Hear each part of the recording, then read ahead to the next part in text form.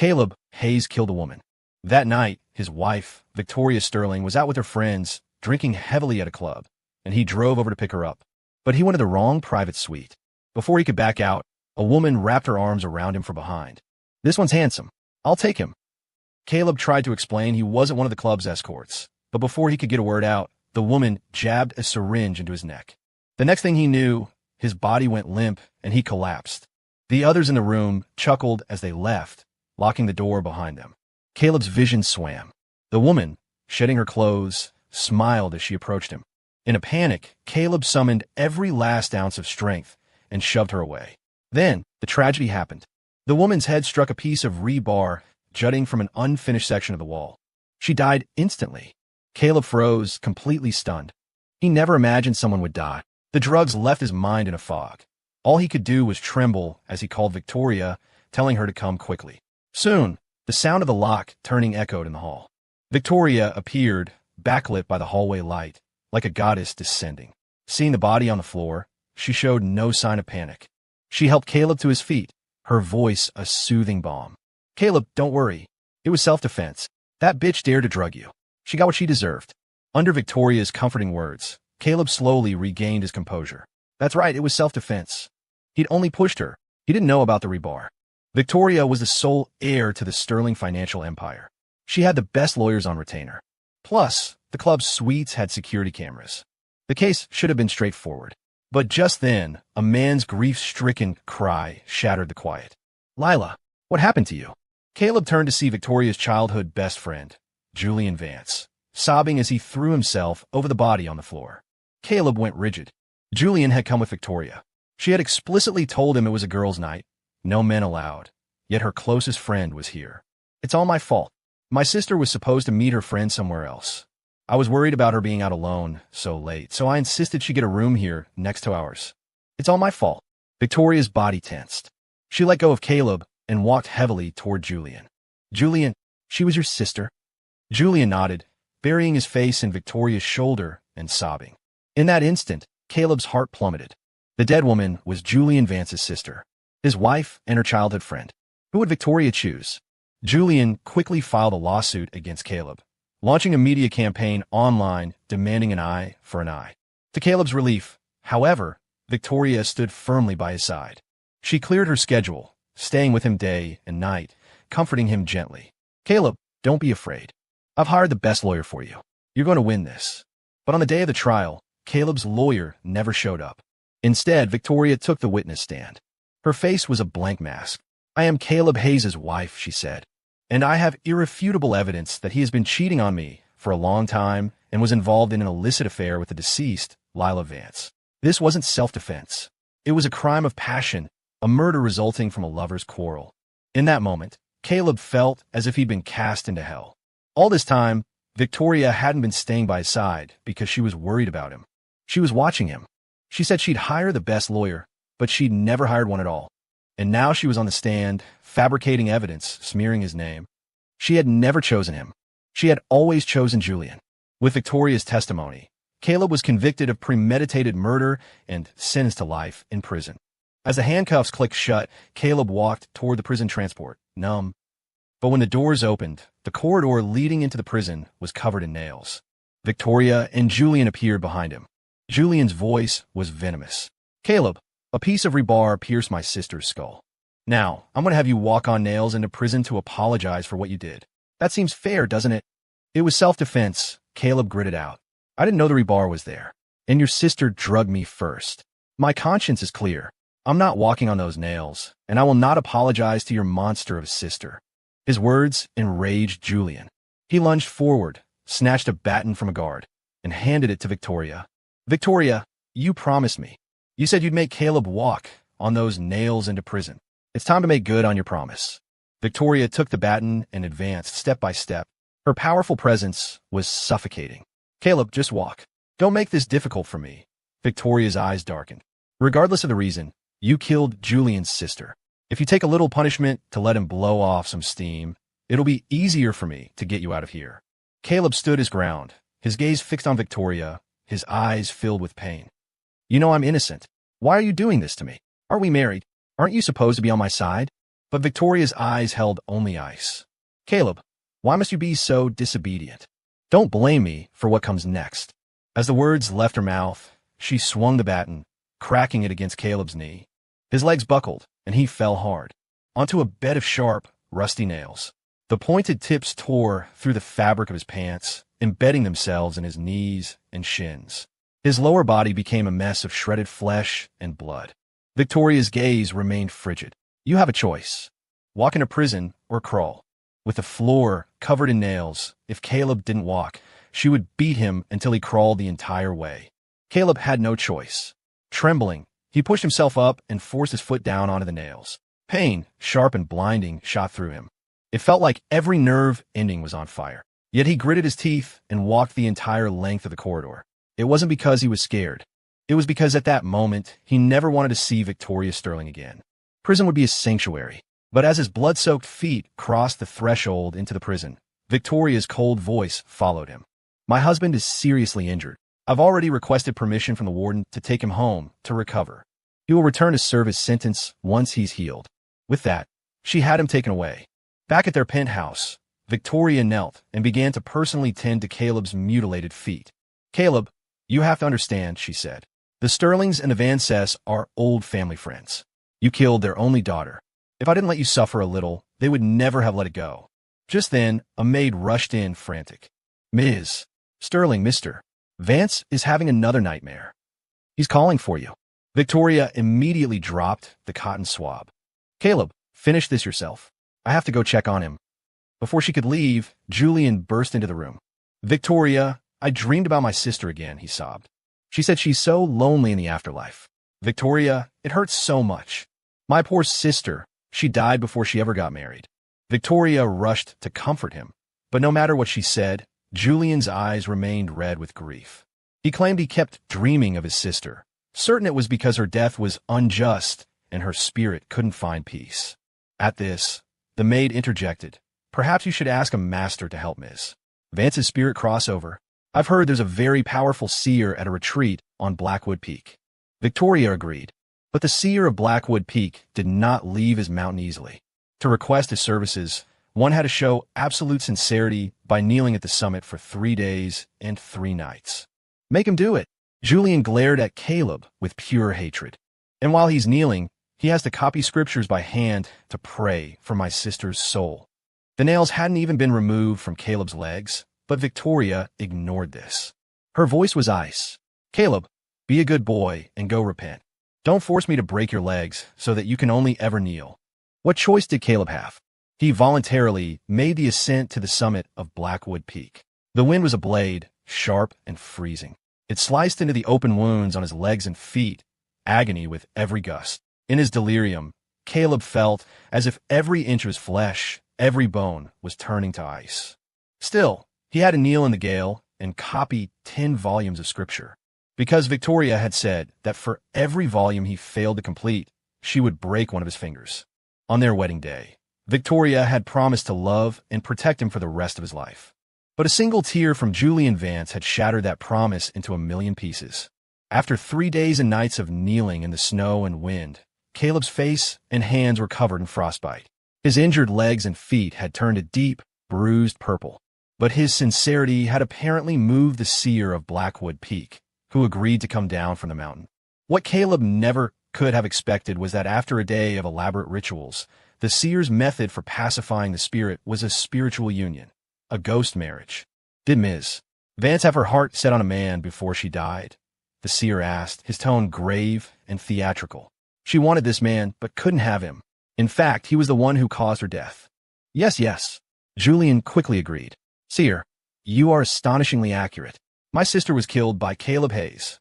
At that, the seer immediately asked Victoria for Caleb's date and time of birth, then began muttering and counting on his fingers.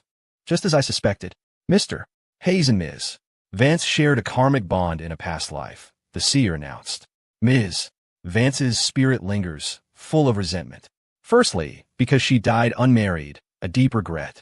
Secondly, because she encountered her fated love from a past life, but was unable to fulfill that destiny, intensifying her grievance. To resolve this resentment, we must perform a spiritual union between Ms. Vance and Mr. Hayes, allow her to marry him once, and her spirit will find peace. Caleb listened, the whole thing sounding more and more absurd. Past life karma, a spiritual union? This seer had clearly been bought by Julian. Pacifying Lila's spirit was a lie. This was a coordinated effort to destroy him. Caleb looked at Victoria, his face pale. She was a staunch pragmatist, someone who never believed in ghosts or gods, and despised it when people put on such acts in front of her. But now, faced with Julian's pleading eyes, Victoria abandoned all her principles. Fine, we'll do as the seer says, she announced, her voice filled with a strange tenderness. If it helps Julian get a single good night's sleep, I'll do anything. Caleb felt as if his heart was being carved out of his chest. He stared at her, his face as white as a sheet. Victoria, I am your husband, and now, to please Julian, you're going to make me marry a dead woman. A dead woman who, while alive, had tried to drug and rape him. Victoria frowned. It's because she's dead that I'm agreeing to this. A dead person can't do anything to you. Julian has been plagued by nightmares for over a month since his sister died. He hasn't had a single night of peaceful sleep. Even if I don't believe in this nonsense, if holding a ceremony gives Julian some peace of mind, I think it's worth it. Caleb laughed, a sound full of profound despair. She was tossing aside all her principles, forcing her own husband into a grotesque ritual with a corpse, just so Julian Vance could sleep better. In that moment, Caleb's heart died completely. He was done with Victoria Sterling. And so, filled with an agony that transcended pain, Caleb spoke, his voice trembling. I am your husband now. A married man performing a spiritual union with Lila Vance won't appease her spirit. So, Victoria, let's get a divorce. His voice was numb, laced with hopelessness. But Victoria, her mind and eyes completely filled with Julian, heard none of it. Instead, she nodded. You're right. If we're going to do this, we have to do it properly. We'll file for divorce first. We can just retract the filing after the union is complete. With that, she summoned her lawyer to draft the divorce agreement. Caleb signed his name without a moment's hesitation. Victoria, there's no need to retract it. Our marriage ends here. Next came the spiritual union. Caleb was dressed in a blood-red ceremonial robe and made to bow before a coffin. It's a good thing I've been so busy with the lawsuit that I haven't had time to arrange for my sister's cremation, Julian said with a look of relief. Today is her wedding day. She and her new husband can consummate their marriage in the coffin. Excellent, the seer added. After the consummation, they will be buried together. Then, the spiritual union will be complete. Caleb froze. Julian and this charlatan seer were planning to bury him alive. Without a second thought, Caleb turned and bolted for the exit. But he didn't even make it to the door before Victoria's men seized him. Let me go. Let me go. Caleb struggled wildly. I'm alive, not dead. You can't bury me alive. Victoria frowned. Caleb, quiet down. This is just a formality. We aren't really going to bury you alive. Don't worry. As soon as the clock strikes midnight, we'll dig you right back up. With a wave of her hand, she motioned for her men to force Caleb into the coffin. Let me go. Caleb screamed in desperation. Victoria, send me back to prison. I'll take a life sentence. How absurd. Compared to his home, prison now seemed like a paradise. He would rather spend the rest of his life locked away than ever see Victoria again. But she didn't even spare him a glance. She was nestled in Julian's arms, cooing softly. Julian, you'll be able to sleep soundly tonight. Julian shot a triumphant look at Caleb, then deliberately wrapped his arms tighter around Victoria. Victoria, will you stay with me again tonight? I've gotten so used to you being there these last few days. I can't sleep without you. Only then did Caleb realize that for the 3 days he was kneeling on that frozen peak, Victoria had been sleeping with Julian. While he trembled in the bitter wind, she was lying pliant and warm in another man's arms. Victoria, I will never forgive you. Caleb screamed in pure despair. Just then, the coffin lid slammed shut, trapping his voice inside. A foul stench hit him, and he froze, not daring to look to his side. He knew what was lying next to him, Lila Vance's corpse. Let me out. Let me out. Caleb broke, pounding on the lid, trying to escape the suffocating darkness. It was useless. His hands were bloody and raw, but the lid didn't budge. The coffin started to shake. He could faintly hear someone outside yell, "Lower it." It was time for the burial. Caleb heard the sound of dirt and gravel hitting the lid. He became even more frantic, but no matter how much he screamed and struggled, no one came to save him. The woman who had promised to protect him for life was, at this very moment, lying in another man's arms. Time ticked by, second by agonizing second. Caleb felt it getting harder and harder to breathe. Fortunately, when they'd forced him into the coffin, they hadn't searched him. He still had his phone. He struggled to pull out, hoping to call for help, but there was no signal. The phone's light illuminated the corpse beside him. The face, bluish and stiff, sent a fresh wave of terror through him, and he screamed. Surrounded by an endless, crushing fear, Caleb waited. Finally, he made it to midnight. Victoria had promised. After midnight, she would come for him. But midnight had long since passed, and the world outside remained silent. No one was coming. Just then, his phone flickered with a single bar of signal. Elated, he was about to dial 911 when a video message came through from Julian. In the video, Victoria was grabbing her coat, ready to leave. "It's midnight. I'm going to get Caleb." But Julian stopped her. He was shirtless, and with a gentle tug, he pulled her into his arms. "What's the hurry? You can get him tomorrow morning. It's all the same, isn't it?" Victoria laughed. "Julian, don't be ridiculous. Caleb is my husband. How can I let him spend the night in a coffin with a corpse?" At that, Julian suddenly ripped off the towel wrapped around his waist. "Victoria, I know you're a loyal woman. I've given you so many chances, and you've always turned me down because you didn't want to cheat. But tonight," Julian said, "you and Caleb are divorced. Until that filing is withdrawn, whatever happens between us doesn't count as cheating." As he spoke, he took Victoria's hand and guided it down his body. "Victoria, are you really going to waste such a perfect opportunity, this beautiful night, to go get Caleb Hayes?" Victoria's breathing instantly grew heavy. Without a moment's hesitation, she threw herself at Julian. "No, I want you." In the video, Victoria and Julian were locked in a passionate embrace. Outside the video, Caleb was trapped in a coffin, lying next to the half-rotted corpse of Lila Vance. Victoria had forced him into a macabre ritual with the dead. While she slept with Julian, her conscience clear. Tears streamed from the corners of Caleb's eyes. In his despair, he called 911. "Hello, my name is Caleb Hayes. I've been buried alive." He weakly gave his location before passing out from lack of oxygen. When he woke up, he was in a hospital.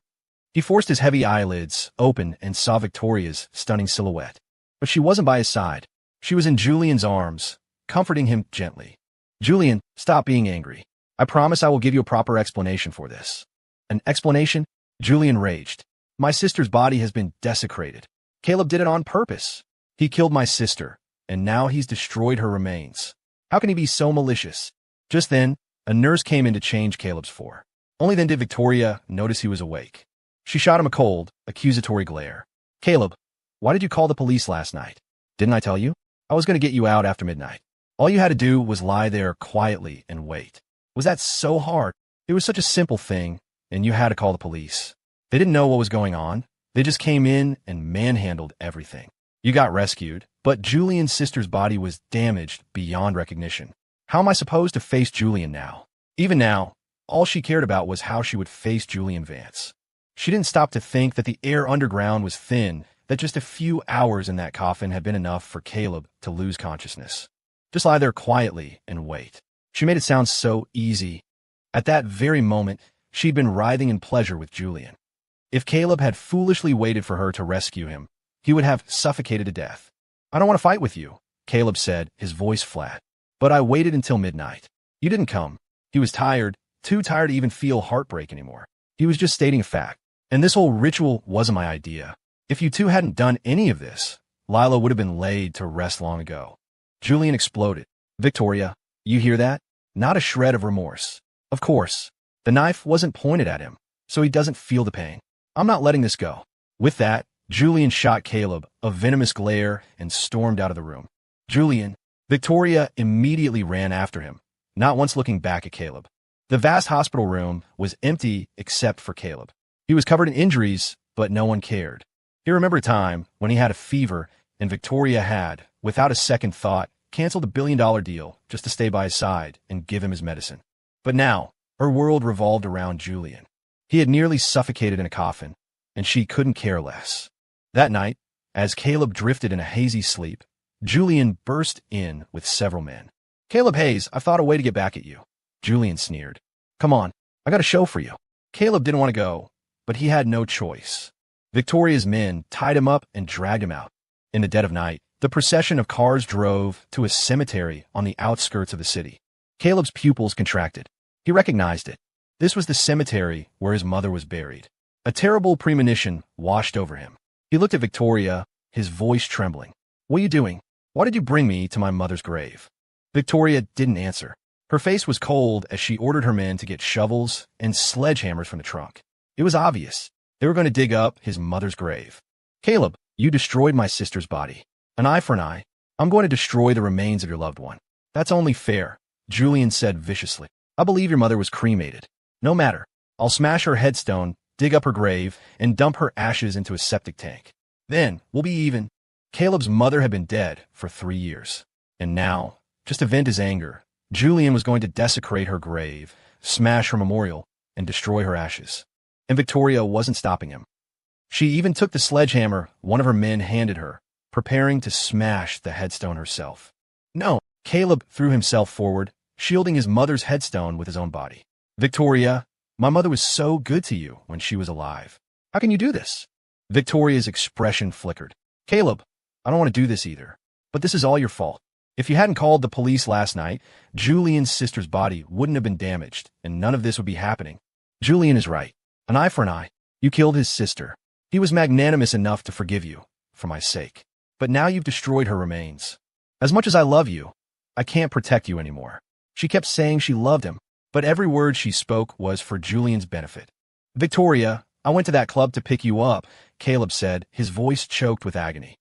"I was already asleep. You called me, told me you were drunk and needed a ride. If you hadn't called me, I never would have gone to a place like that in the middle of the night. I wouldn't have gone into the wrong room, been drugged, or accidentally killed someone." As he spoke, Caleb raised a hand and slapped himself hard across the face. He regretted it so much. Why did he answer a call? Why did he throw on his clothes in the middle of the night and drive over to bring her home? Because he loved her. He was afraid she'd be in danger taking a taxi home so late. But had she ever shown him an ounce of compassion? When she left him and Neil on that frozen peak, did she ever wonder how cold the wind was? How much his nail-pierced feet hurt? Seeing Caleb's heart-wrenching expression, a flicker of pity crossed Victoria's beautiful eyes. But before she could speak, Julian rushed forward and slapped Caleb viciously. "Caleb Hayes, stop trying to twist the facts," Julian snarled. "You're the murderer, not Victoria. She has sacrificed so much for you. And now you're trying to pin the blame on her? You're shameless." Victoria's expression turned cold again. "Caleb, stop being difficult. Behave. Move. No, I will never let you destroy my mother's grave. Victoria, if you want to smash it, you'll have to smash me first. You're choosing the hard way." Her voice was ice. "Men, drag him away." At her command, her men moved in, tried to pull Caleb away. He fought with all his might to protect the grave, but he was outnumbered. They broke his fingers to loosen his grip and dragged him aside. "Do it," Julian said with a triumphant smile. "Victoria, you promised me. You said you would personally destroy Caleb's mother's grave if it would make me feel better." Caleb froze. He looked up at Victoria, his face a mask of disbelief. Destroying his mother's grave had been her idea, and she was doing it all just to placate Julian. In that instant, Caleb's heart shattered into a million pieces. At the same time, Victoria raised the sledgehammer and brought it down hard on his mother's headstone. With a deafening crack, the marble splintered. But it wasn't over. After destroying the headstone, she and her men used shovels to dig up the grave. Caleb's pupils dilated as Julian's savage words echoed in his ears. "I'll smash her headstone, dig up her grave, and dump her ashes into a septic tank." He watched as Victoria was about to hand the urn containing his mother's ashes to Julian. An overwhelming surge of adrenaline, born from sheer emotional agony, flooded Caleb's body. He didn't know where the strength came from, but he broke free from his captors. "Victoria, stop!" Caleb lunged, snatching the urn from her hands. He was focused only on protecting his mother's ashes. He didn't see Julian behind him, smiling coldly as he raised a shovel. Clank! Without hesitation, Julian swung the heavy tool, striking Caleb across the head. Blood streamed down Caleb's face. The world swam in and out of focus, turning dark at the edges. But he forced himself to stay upright, clutching the urn, and looked at Victoria. Blood ran down the side of his face, some of it dripping into his eyes. His world turned red. Through that crimson haze, he stared at her. "Victoria, since you all believe I killed someone, then let me pay for it with my life, okay? I'll give my life to Julian. Just leave my mother alone. And leave me alone." Hearing Caleb talk about paying with his life, Julian immediately ordered one of the men to bring a piece of rebar. You want to pay with your life? Perfect. You kill my sister with rebar. Now you can use the same method to kill yourself. Huh? You think you can scare us by threatening suicide? Dream on. I know your type. You're too damn pathetic to actually die. Caleb had always cherished life. No matter what hardships he faced, he was like the sun, positive, resilient, full of love for life. But now, bit by bit, Victoria had worn away that love. Trembling, he picked up the rebar from the ground. But just as he was about to end it, Victoria grabbed the other end of the steel rod. Julian, Victoria's face was half hidden in the shadows, the other half as cold as ice. If this rebar pierces Caleb's body, will you forgive him? That's right, Julian said without hesitation. This is the very same piece of rebar that killed my sister. I paid a handsome sum to have it removed from the club. Today, as long as this rebar draws blood, even if Caleb doesn't die, I can forgive him. Hearing this, Victoria took a deep breath. Then, with an undeniable authority, she pulled the rebar from Caleb's grasp. In that case, I'll do it. Caleb froze, finally realizing what was happening. Victoria was going to kill him herself. Caleb, don't look at me like that, Victoria said, her voice low. I'm doing this to save you. If I do it, you'll live. If someone else does it, I can't be so sure. As the words left her mouth, she lunged. The hard steel rod pierced through Caleb's abdomen. Blood gushed out, and he collapsed into a growing pool of it. Victoria, I don't need you to save me. Being near you is hell. If death is the only way to be free of you, I'd rather die. He didn't know how much time had passed before he woke up to an agony that consumed him. Victoria's face came into view. This time, she was right there, watching over him. Caleb, you're finally awake, she said, her voice trembling with emotion. You've been unconscious for over 2 weeks. I've been here with you, day and night, for all of it. Caleb opened his mouth, but his throat was so hoarse he couldn't make a sound. Victoria immediately held a glass of water to his lips. Don't rush. Drink some water first. After drinking, Caleb felt a little better. He managed to ask the question that weighed most heavily on his mind. Where are my mother's ashes? But Victoria dodged the question. Caleb, you've been through a lot, but it was all worth it. Julian has forgiven you. I've also found someone to get plastic surgery to look like you and serve your prison sentence. She reached out and hugged him. See? I told you. If you just listen to me, everything will be okay. But Caleb sensed something was terribly wrong. He pushed her away, his voice edged with panic. Victoria, where are my mother's ashes? Her eyes darkened. Caleb, when people die, they're gone. Holding on to ashes doesn't mean anything. Don't get hung up on inanimate objects. What's important is that you're alive and we're still together. Caleb froze. He remembered Julian's sneering words from before he lost consciousness. I'll smash her headstone, dig up her grave, and dump her ashes into a septic tank. The answer was painfully obvious. Victoria, you promised me. You promised that if I paid with my life, Julian and I would be even, Caleb said, his voice filled with despair. Why did you still destroy my mother's ashes? Why? Victoria frowned. You did pay with your life, but you also destroyed Julian's sister's body. If I didn't give your mother's ashes to Julian, he never would have let you go. Caleb, it's just a handful of ashes. Why you care so much? Those ashes bought you your life. I'm sure your mother would have wanted that. A wave of nausea washed over Caleb. He stumbled to the bathroom and retched. Disgusting. So disgusting. Everything about Victoria Sterling made him sick to his stomach. Seeing his violent reaction, Victoria rushed to his side. She took a warm, damp towel and gently wiped his mouth and face. Afterward, she brought him a glass of water to rinse his mouth. All right, let's not talk about unpleasant things, she cooed. By the way, our divorce cooling-off period ends in 2 hours. Let's go to the city hall and withdraw the application. Just then, a nurse opened the door. Ms. Sterling, Mr. Vance's stomach is hurting again. He can't keep anything down. You should go see him. Victoria's expression stiffened. She glanced at Caleb, at a loss for words. But Caleb just smiled, a sudden, unnerving calm settling over him. His voice was soft. You should go. I can go to the city hall by myself. It's the same thing. Victoria was visibly relieved. Okay, I'll go check on Julian first. Once he's settled, I'll meet you at City Hall. With that, she left without a second thought. Watching her retreating back, Caleb let out a desolate laugh. No, Victoria, you'll never find me again. Caleb took a taxi to the City Hall. After waiting for over an hour, he received what he had come for, a finalized divorce certificate. My ex-wife will be here soon, Caleb told the clerk with a smile. When she arrives, Could you please give her divorce certificate to her? Without another word, Caleb walked away. He planned to fly to Brazil, get plastic surgery, and start over with a new identity. Thanks to Victoria, the murderer Caleb Hayes was already locked away in prison. He could shed his old skin and disappear forever. Victoria Sterling would never find him again. At the hospital, Victoria was spoon-feeding Julian porridge. "You can't keep doing this," she chided gently. "Your stomach problems are because you throw tantrums and refuse to eat properly." Julian suddenly grinned. He wrapped an arm around her slim waist and whispered in her ear, "Actually, my stomach doesn't hurt at all. I just wanted to trick you into coming to spend time with me." Victoria laughed, about to tap his nose and call him a rascal, when Julian pulled out his phone and pointed mischievously at the time on the screen. 3 p.m. "Today was the deadline for you and Caleb to withdraw your divorce application," Julian said, his eyes dancing with delight. "And it's already 4:30. Victoria, congratulations. You're officially divorced." But Victoria's smile froze on her face. She finally realized that Julian hadn't been clinging to her all day because of a stomachache. He was stalling, making her miss the deadline to withdraw the divorce filing. "Julian, since we were children, no matter how you acted out, no matter what trouble you caused, I've always let you have your way," Victoria said, her face turning cold. "But today this joke has gone too far. I believe I have warned you more than once that I will never divorce Caleb.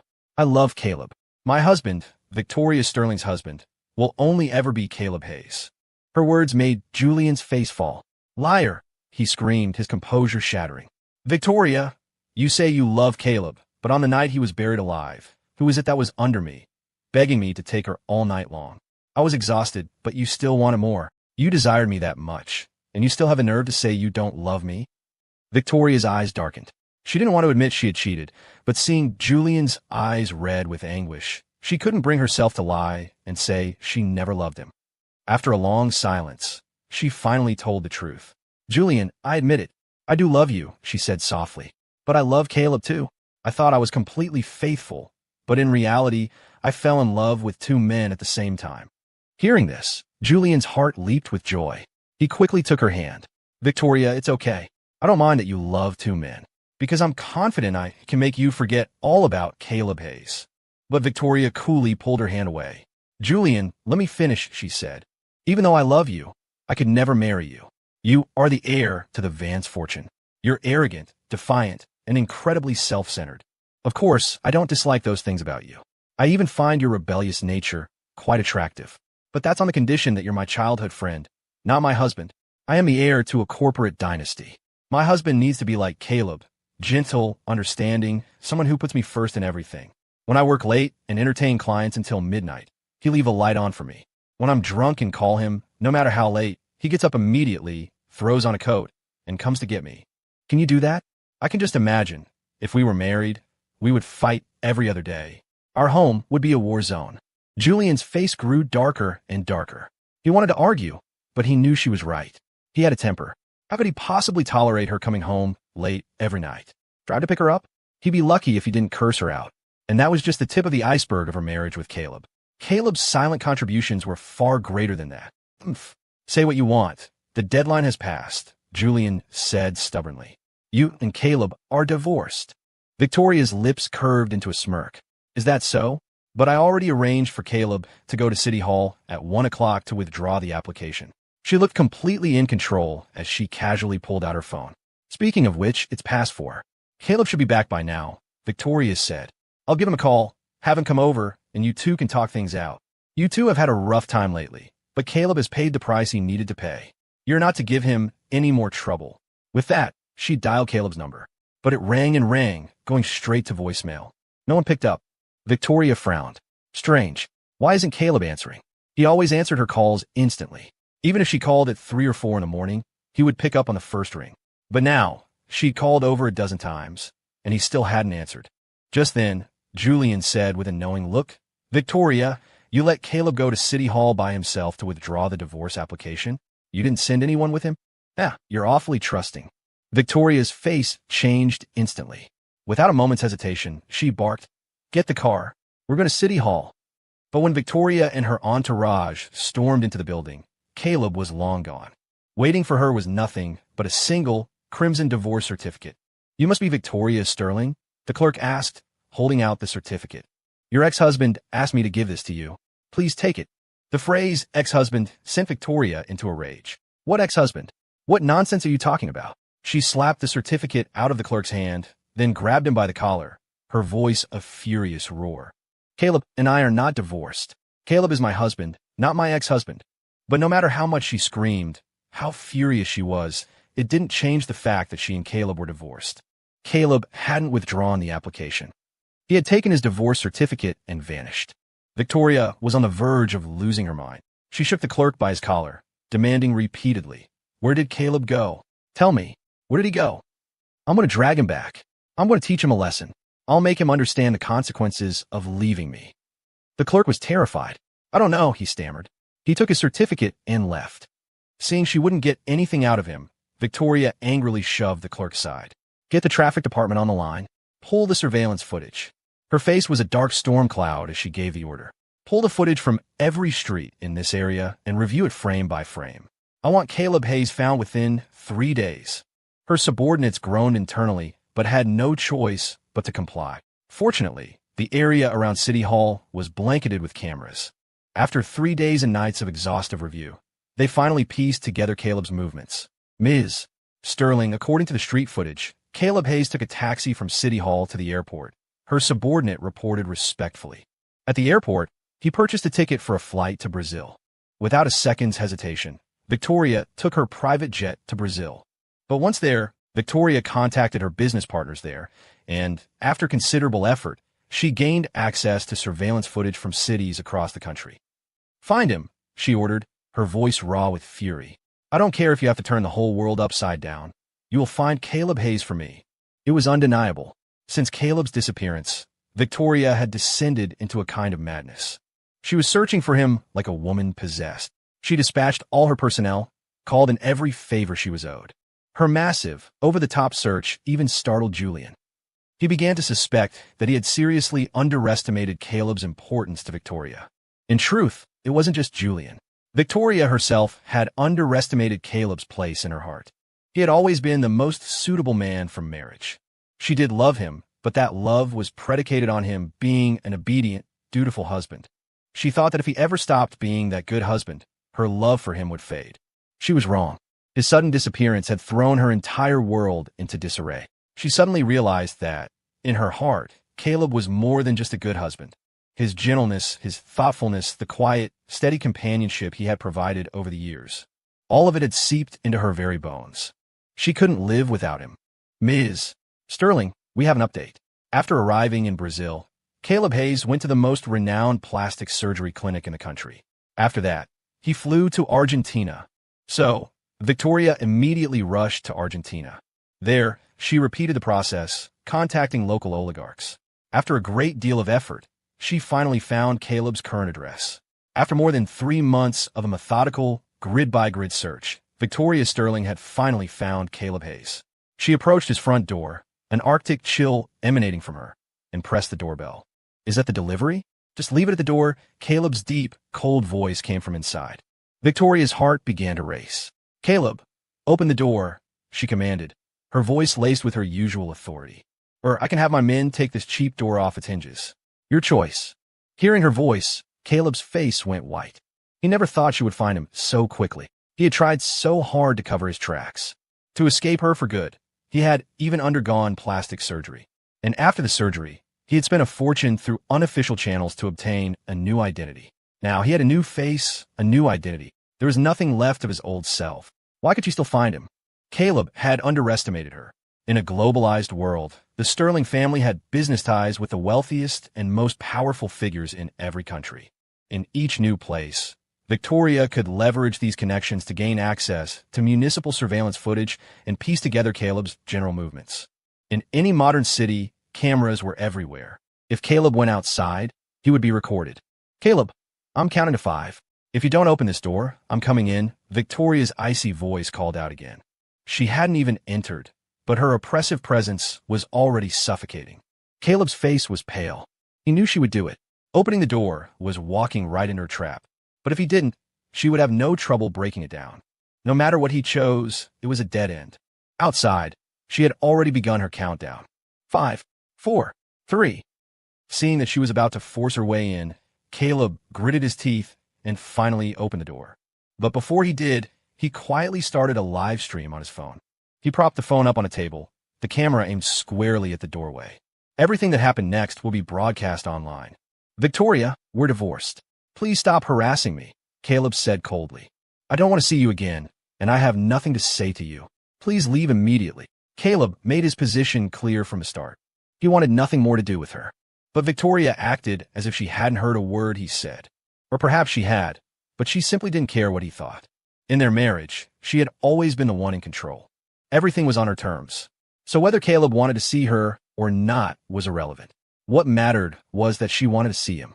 I don't like your new face, Victoria said, looking him up and down before speaking in a measured tone. Now, let me tell you what's going to happen next. You're coming back with me to remarry. But before we go back, we're stopping in Brazil to get your old face back. You currently look like a cheap social media influencer. With that, she grabbed his arm, preparing to drag him away by force. Victoria, let go of me, Caleb said angrily, but she wouldn't listen. She was about to order her men to restrain him. In a flash of fury, Caleb swung his hand and slapped her hard across the face. Victoria, have you lost your mind? The sharp crack of the slap stunned Victoria into silence. She had been the golden child her entire life, pampered and praised. No one had ever laid a hand on her. And in her mind, Caleb had always been gentle, quiet, and so deeply in love with her that he would do anything for her. She couldn't process the fact that the man who had once adored her had just struck her. But what shocked her even more was the look in his eyes. There was no longer any trace of love.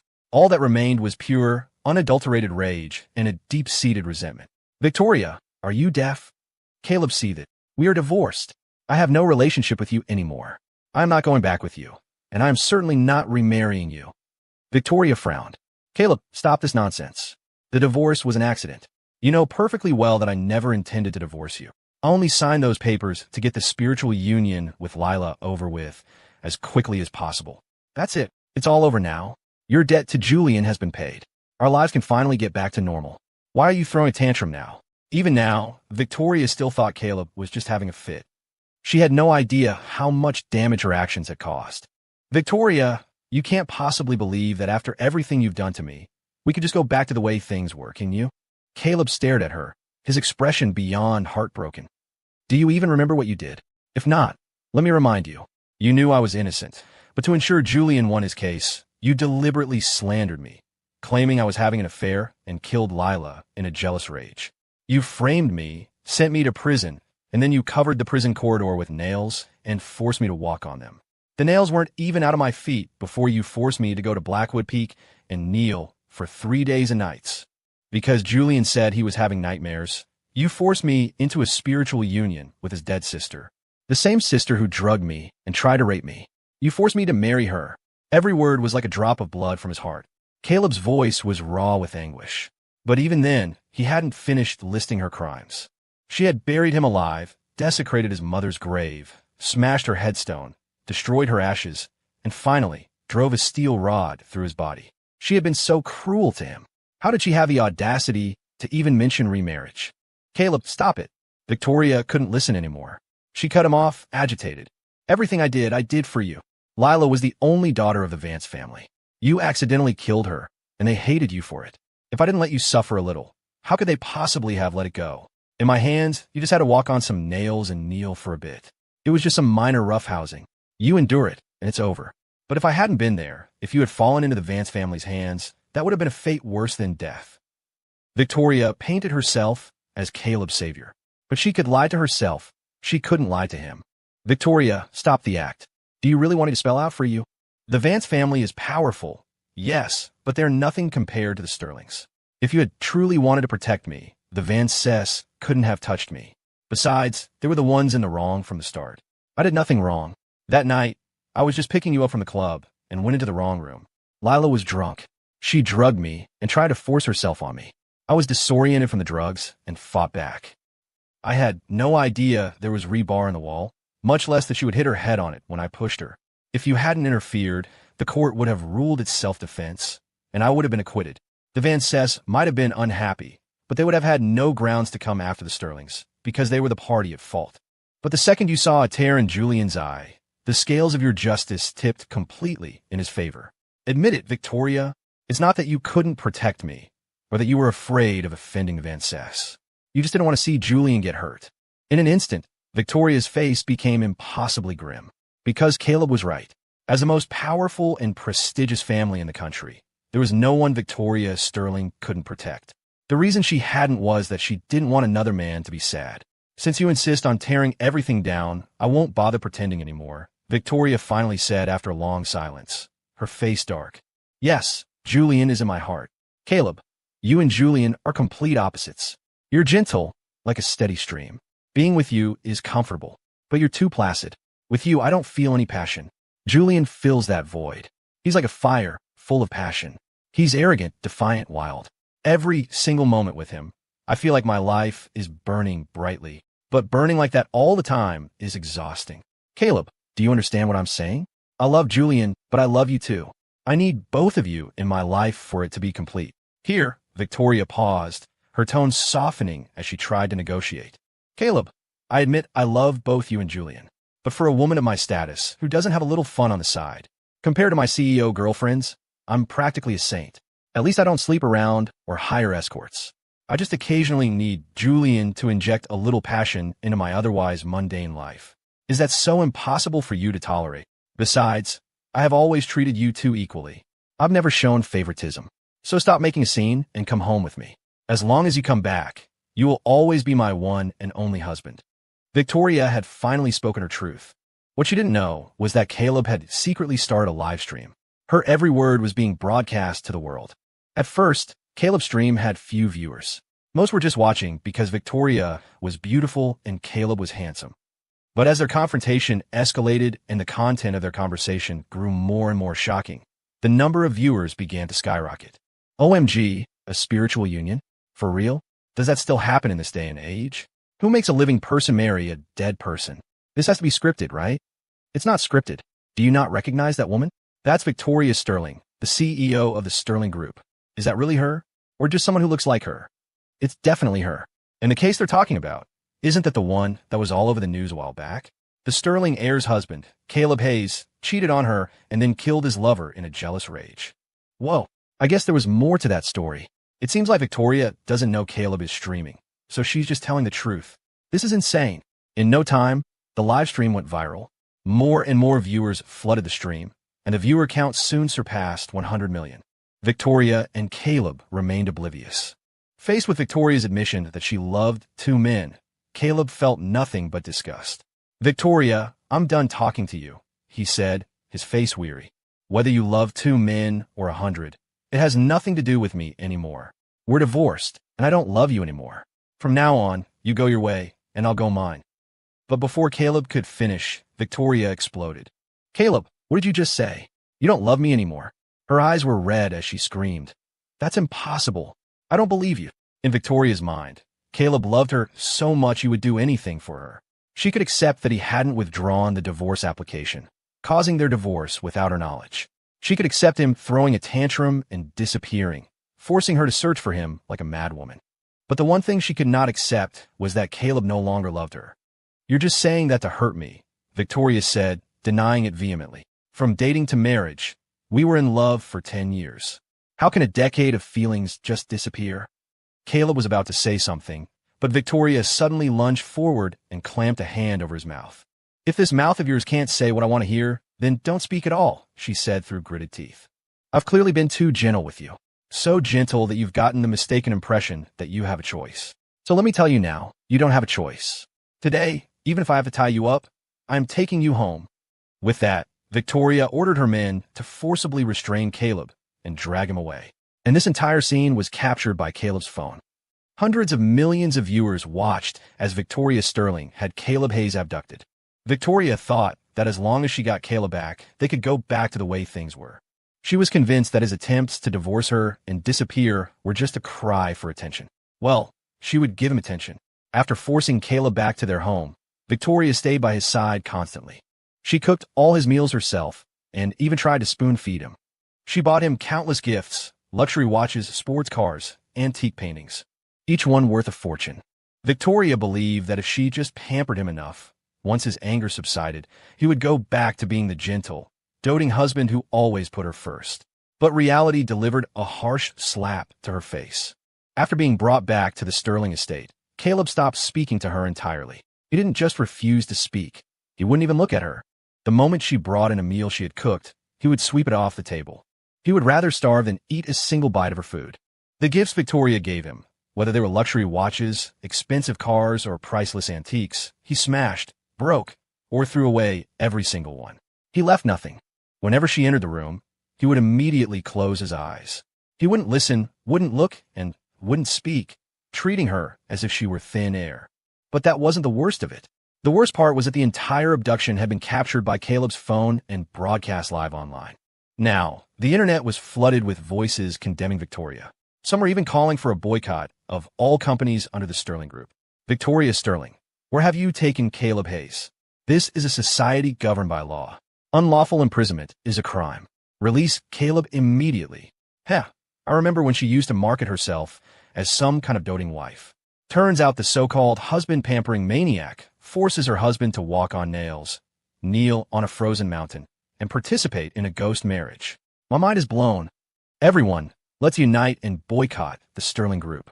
Speak up for the powerless and stand against corrupt corporations. If you have time, call the police and get them to investigate. Victoria and Caleb are divorced. Forcibly abducting him is illegal. The online outrage was palpable and growing by the minute. Victoria spent a fortune trying to control the narrative, but the content of the live stream was so explosive that it was impossible to suppress. The entire internet was talking about it. Many righteous netizens began calling the police station daily, demanding they intervene and rescue Caleb. Under the pressure of public opinion, the police had no choice but to send officers to the Sterling estate to investigate. If the police found Caleb at the estate, then regardless of Victoria's wishes, she would have to release him unconditionally. And it wasn't just the police pressuring her. Victoria's parents and all the elders of the Sterling family were also pressuring her to let Caleb go. The public boycott was already affecting all of the Sterling Group's subsidiary businesses. The company's stock had taken a massive hit, losing hundreds of billions in a matter of days. With the company's interests at stake, Victoria's parents could no longer sit idly by.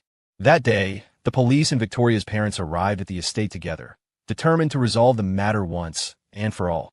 Victoria, your mother knows you truly love Caleb, which is why you acted impulsively and confined him, her mother said gently. But violence is not the answer. Acting this way will only push the person you love further away. Exactly. And this matter has caused a huge stir online. It's no exaggeration to say that our police department receives hundreds of calls a day from concerned citizens demanding we intervene, a police official added. If you don't release him, it puts us in a very difficult position. Hearing this, Victoria's father frowned, his face etched with displeasure. Just releasing him won't be enough. The Sterling Group's stock has been plummeting for a week straight.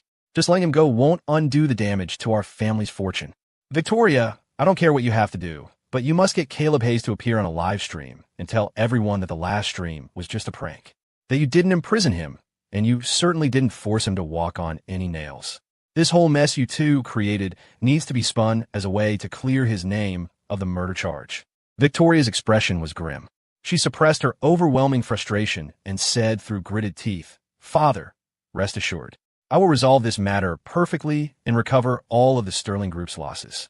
Her father snorted, "You'd better. Otherwise, the future heir of the Sterling Group might need to be replaced." With that, he turned and stormed out. After the family left, her mother and the police officials didn't linger. They offered a few more words of advice and departed. Public opinion, the police, her family. Pressured from all three sides, Victoria knew she had to act. Her face dark, she went to Caleb's room. "Caleb, do you have any idea how much pressure I'm under right now, just to keep you here?" But Caleb remained impassive, not even bothering to look at her. His cold indifference finally broke her. "Caleb, I've been humbling myself like this for days. What more do you want?" Victoria roared, her anger exploding. "You've been throwing this tantrum for days. Isn't it enough? Do you have any idea what kind of damage that live stream you posted has done to the Sterling Group? My father has gotten involved.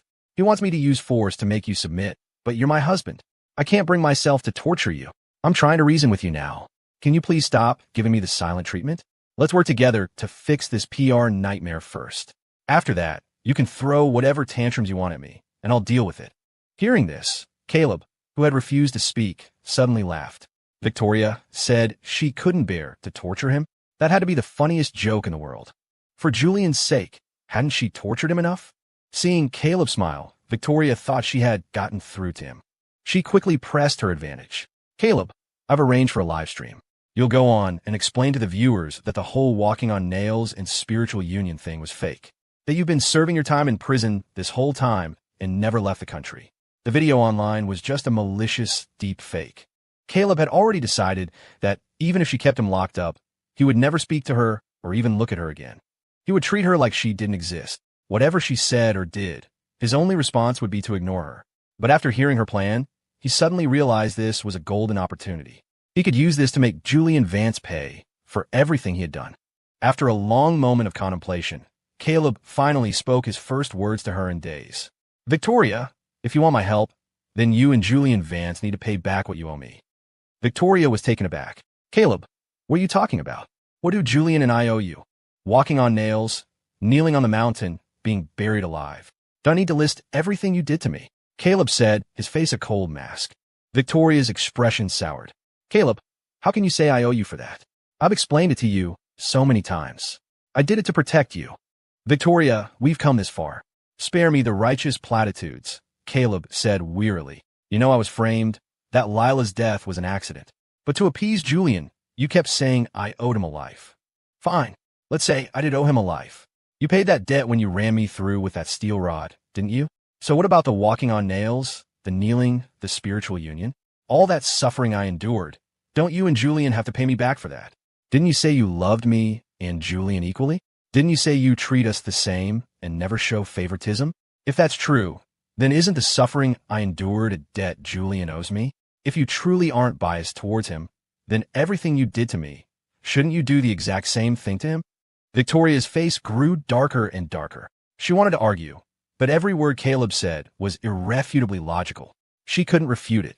She could only ask, her face grim, "Caleb, are you saying that if I agree to your demands, if I make Julian endure every torture you went through, you'll forgive me? And we can go back to how things were?" Caleb lowered his eyes, silent for a moment, then said through gritted teeth, "You have to endure it too. If you want my forgiveness, then you need to suffer what I suffered. Only when you can truly empathize with me will I even consider forgiving you." Caleb's demand was extreme. He wanted to return every ounce of pain that Victoria and Julian had inflicted upon him. Victoria's face was as white as a sheet, but at this point, she had no other options.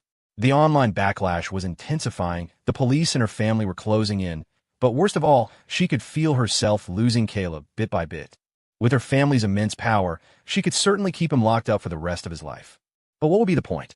He no longer spoke to her, no longer looked at her. He treated her with more indifference than he would a stranger. She couldn't bear his complete and utter rejection. She had to do something to win him back. She wanted the old Caleb back, the Caleb who loved her. She wanted to start over. And now, Caleb had given her a way to do just that. Even though it was extreme, Victoria had no other choice. "Fine, I agree," she said, forcing the words out. "Whether it's walking on nails or kneeling on a mountain, everything you suffered, I will pay it all back. But you have to promise me, too, when I've done all of this, you will do the live stream, clear the Sterling Group's name, and remarry me. We will start over." For the man Caleb was now, death was preferable to remarrying Victoria. Yet he nodded. "Fine, I promise. After you and Julian have paid back everything you owe me, I'll do the live stream and remarry you." He agreed, not because his heart had softened, but because he knew she would never be able to fulfill her end of the bargain. After all, the final act she and Julian had committed was dumping his mother's ashes into a septic tank. "Good. Caleb, I'll send people to the Vance estate right now to invite Julian over," Victoria said, her eyes filled with a frenzied, obsessive gleam. "I will repay everything I owe you. Once we're even, we can start again." With that, she immediately dispatched her men to retrieve Julian. At the same time, she ordered another group of men to lay out a path of nails on the floor, stretching for a full 30 feet. The nails were identical to the ones Caleb had walked on. Long, sharp, some even flecked with rust. Soon, Victoria's men returned with Julian. Seeing the nails on the floor, he chuckled, covering his mouth. "Victoria, what's with the nails again? Did Caleb misbehave? Are you going to punish him in front of me?" As he spoke, he shot a smug glance at Caleb. First the divorce drama, then the disappearing act. You get caught and brought back, and it's right back to walking on nails. Caleb, your life is truly pathetic. In the next second, however, Julian's smile froze. He heard Victoria's cold voice say, "Julian, you're mistaken. These nails aren't for Caleb. They're for you and me." Julian's eyes widened. "Victoria, are you insane? You want me to walk on those?" Victoria's face hardened. "I'm not insane. I've just been enlightened by Caleb. If he could walk on these nails, why can't you? Caleb owed you a life, but I already made him pay that debt. The moment that rebar went through his body, he owed you nothing. But the torture you inflicted on him before that can't just be forgotten. I love you, but I also love Caleb. I've said it before, my love for you both is equal. I won't favor one over the other. Since Caleb has paid what he owed you, it's time for you to pay back what you owe him." Hearing her words, Julian laughed out of sheer disbelief.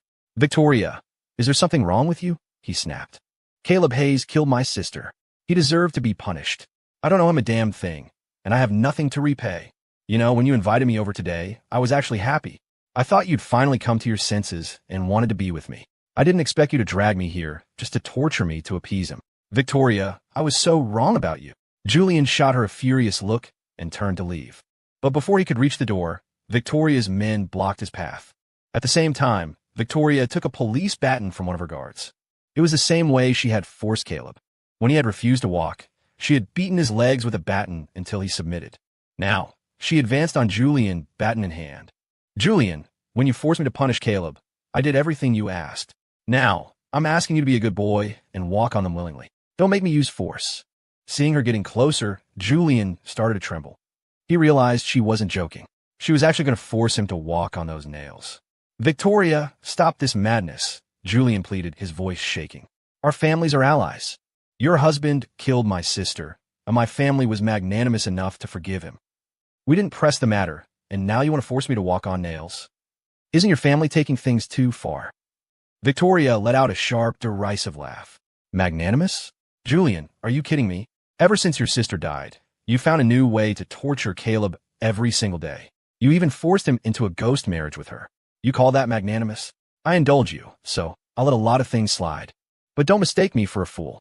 With that, she swung the baton, cracking it against Julian's knee. Julian let out a piercing scream as his knee buckled, sending him crashing down onto the nails. "Back then, I gave Caleb two choices. Walk on his own, or be forced by me to crawl," Victoria declared, her voice as cold and merciless as a demon from hell. "Now, I'm giving you the same choice. Stand up and walk these 30 feet, or I will beat you, blow by blow, until you crawl the entire way." Julian screamed hysterically, "Victoria, you bitch.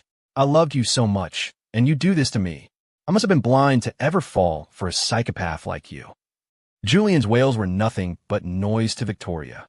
When she had forced Caleb, he had been in so much pain that he was covered in a cold sweat, but he had gritted his teeth and never made a sound. His silent endurance had been heartbreaking. Julian, on the other hand, had lost all composure, crying and screaming like a fishwife. The comparison only made Victoria's heart lean further toward Caleb. "Get up," she commanded coldly. "Julian, don't make me strike you a second time." But Julian was in the middle of a complete breakdown. He wasn't about to listen. He continued to scream hysterically, cursing Victoria and her entire lineage. His relentless tirade finally wore out the last of Victoria's patience. She swung the baton again, this time bringing it down hard on his back. The force of the blow sent him sprawling face first onto the ground, a ground covered in sharp nails. As he fell, the nails pierced. Hearing his curse, Victoria smiled. If there really is a hell, we'll be going together. After all, neither of them was a good person. The only truly innocent and good person between them was Caleb. But thankfully, there was no hell, which meant a demon like her had been given a second chance to be with an angel like Caleb. Once Julian stopped resisting, Victoria had her men reset the nails. Then she and Julian, gritting their teeth, stepped onto them together. Excruciating pain shot up from the soles of her feet. Victoria instantly broke out in a cold sweat. Only now did she finally understand the agony Caleb must have endured. "Caleb, you were right. You can't understand until you've experienced it yourself," she said through clenched teeth. "I finally understand why you hate me so much now." Before, when Caleb had walked on the nails, Victoria hadn't thought much of it. She could imagine it hurt, but it was just pain. Nothing serious. Even a moment ago, When Julian had fallen and screamed so desperately, she had only found him annoying. It wasn't until she stepped on them herself that she truly understood what unbearable agony felt like. The soles of the feet were one of the most sensitive parts of the body. To have countless nails pierce them was a pain beyond imagination. And this was just the beginning. There were still 30 feet to go. Victoria gritted her teeth and forced herself to take another step. "Caleb, I can finally empathize with you now," she cried out as she walked. "I understand all your pain. I'm sorry. I know I was wrong." Now that the knife was finally turned on her, Victoria began to reflect on her past actions. At first, she had only done it to win Caleb back. She never thought she had done anything wrong. She could torture herself for love, but she had never once apologized to him. But now, feeling the pain he had suffered, she finally realized just how wrong she had been. "Caleb, I was wrong. I shouldn't have framed you. I shouldn't have let Julian torture you just to make him happy." Victoria confessed endlessly. "I was so wrong before, but I understand now. I will correct all my past mistakes, and then we can start over. The suffering you endured, I will endure all of it. We're husband and wife. We're one. From now on, I will never abandon you for another man again." Amidst her cries of repentance, Victoria finally completed the walk. Julian only made it halfway before the pain became too much. But with Victoria's men standing behind him, baton at the ready, he had no choice but to cry and stumble his way to the end. The short 30-foot path left both Victoria's and Julian's feet a bloody mess. Julian was in even worse shape. Since he had fallen, his entire body was covered in puncture wounds. But this was only the beginning. After Caleb had walked on the nails, he had been immediately sent to kneel on Blackwood Peak. Now, Victoria and Julian had to do the same. Julian was completely broken. He knelt on the floor, begging, "Victoria, I don't love you anymore. Please let me go. I promise I'll never try to come between you and Caleb again. I won't even come near you. We can be done. I swear I'll never see you again." But his desperate pleas only intensified Victoria's disgust. Caleb had endured the nails, the mountain, the ghost marriage, being buried alive, and being run through with a steel rod. He had suffered all of that inhuman torture before finally giving up on her. And Julian, all it took was walking on some nails, and he was ready to throw her away. The love he had for her was that cheap. Victoria had felt a sliver of pity for him, but that realization extinguished it completely. "Huh, you want to be done with me? Fine, but first, you have to pay back what you owe Caleb." With a cold laugh, she had Julian forcibly taken to the summit of Blackwood Peak. The temperature on the peak was dangerously low.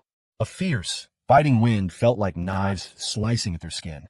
Julian's face was covered in cuts from the nails, and the wind made the pain unbearable.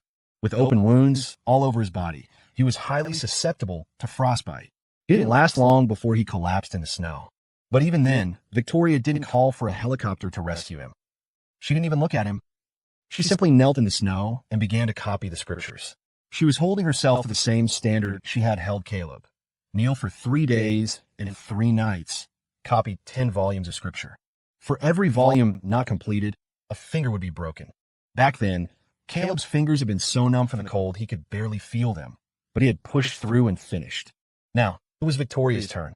She knelt in the freezing wind, her hands stiff with cold, and forced herself to hold the pen, copying word by agonizing word. Time ticked by. The 3-day ordeal finally came to an end. Through sheer force of will, Victoria finished all 10 volumes. But just as she finished and was gathering the pages, a powerful gust of wind ripped the manuscripts from her hands. Panicked, she lunged to save them, but she could only recover half. The rest vanished into the blizzard. "Caleb, I really did finish, but the wind blew the pages away," she tried to explain when she returned home. "You have to believe me. My fingers were nearly frozen solid, but I kept writing. I never stopped for a moment." Caleb's only response was a cold laugh. Victoria fell silent. The answer was obvious. She wouldn't have believed him. She would have followed her own rule. For every volume missing, a finger would be broken. The truth was undeniable. She had no defense. And now, she no longer wanted to make excuses for her actions. She was truly repentant. And true repentance meant following the rules. So Victoria's face hardened. "Caleb, you're right. Unfinished is unfinished. No excuse can change that. I accept the punishment. Break 5 of my fingers." With that, she ordered her men to bring a hammer. To minimize the impact on her future work, she chose to break the pinky and ring fingers on both hands and the thumb on her right hand. "Caleb, do you want to do it yourself?" she asked softly. Caleb looked away. No need. As much as I hate you, I don't have a taste for torturing people. Hearing this, Victoria's heart clenched with pain. He still hated her. When would that hatred finally fade? She couldn't bear to think about it. All she could do was pray that once she had paid back everything she owed him, he would honor his promise and start over with her. Soon, one of her men returned with a hammer. Gritting her teeth, Victoria had him shatter 5 of her fingers. Next were the spiritual union and the live burial. As it happened, Julian hadn't made it off the mountain alive. With his numerous wounds and the fact that he hadn't moved to generate body heat, he had frozen to death on the summit. So now, they had a corpse in a coffin. All that was left was the burial. Victoria had her men place her and Julian's body into the same coffin. Before the lid was closed, she looked at Caleb, her eyes full of emotion. Caleb, after this is done, will you be able to forgive me? Let's see you finish it first, Caleb replied coldly. What he was thinking was, after this, you still owe me my mother's ashes, so I can personally dump them in a septic tank. And your mother is still alive. So you'll never be able to complete this. But at that moment, Victoria was filled with hope. As far as she was concerned, this was the final trial. Caleb, I love you. I will move you with my sincerity, she professed. I believe that one day, my sincerity will win you over. Caleb didn't even bother to look at her. Seal the coffin. A long, drawn-out cry from the seer echoed as the lid was hammered shut, and Victoria was buried. According to their agreement, her men were to dig her up after midnight. However, something went wrong. When the clock struck the appointed hour, Victoria's men arrived at the burial site with their tools. They dug frantically, but what they unearthed was an empty coffin. Victoria was gone. The news quickly reached her parents. They dispatched countless people to find her, but she was nowhere to be found. In the ensuing chaos, Caleb escaped. Even he didn't know why the coffin had been empty, but it didn't matter. Victoria was missing, and he was finally free. He could finally start a new life. Meanwhile, in the ancestral hall of the Vance estate, Julian's parents sat with grim faces. Julian, Lila, your mother and I have avenged you, Mr. Vance said, tears streaming down his face. Rest assured, no one will ever know where Victoria Sterling is buried. It turned out that on that night, after Victoria's men had left, Mr. Vance had secretly sent his own people to dig up the coffin containing Victoria and Julian. He had swapped it with an empty one. His daughter was dead, and now Victoria had killed his only son. The old couple, consumed by grief, wanted only revenge. So they buried Victoria somewhere else. This time for real. No one would be coming to dig her up. What they didn't know was that the real Caleb had escaped. They believed the imposter was still serving his sentence in prison. So they hired a hitman to murder the fake Caleb in his cell. With their vengeance complete, the old couple sat in their ancestral hall. Each drank a bowl of poison and went to join their children in the afterlife.